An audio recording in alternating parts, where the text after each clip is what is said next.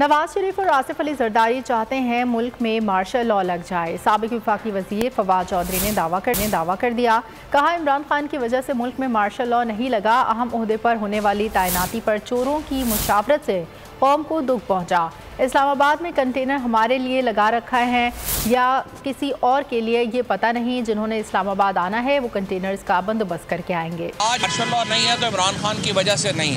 नवाज शरीफ ने तो पूरी कोशिश की है मुल्क में मार्शल लॉ लगवाने की। नून लीग और जरदारी में कंसेंसस है कि मुल्क में मार्शल लॉ लग जाए। दफा एक बयान दे रहा है, जिस तरह से सारे चोर इकट्ठे होके चीफ के ऊपर कंसल्टेशन की, लोगों को दुख हुआ। कंटेनर पता नहीं अब हमारे लिए लगा रहे हैं किसी और के लिए लगा रहे हैं। इस्लामाबाद वालों को असल डर हमसे ज्यादा पड़ा हुआ है, कहीं और किसी के डर से कंटेनर लगाई जा रहे हैं कि जिन्होंने भी आना है ना वो कंटेनरों का बंदोबस्त करके।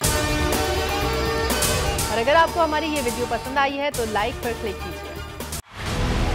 बोल जो कि हकीकी सहाफत के सफर पे गामजन है,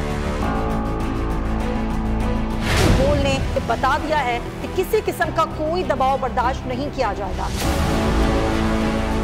बोल वो वाहिद इदारा है जो अपने एम्प्लॉयज के लिए खड़ा होता है, हकीकी सहाफत के लिए, क्योंकि बोल है हक और सच के साथ। ये पाकिस्तान में पहली दफा हुआ है कि बोल न्यूज ने रिकॉर्ड बनाए हैं। आज के दौर में, डिजिटल मीडिया के दौर में, आप किसके साइट को ब्लॉक करेंगे? इनका बस नहीं चल रहा कि हर उस आवाज को बंद कर दें जो सोच थोड़ी सी भी इख्तलाफ की गुंजाइश पैदा करने की कोशिश करे।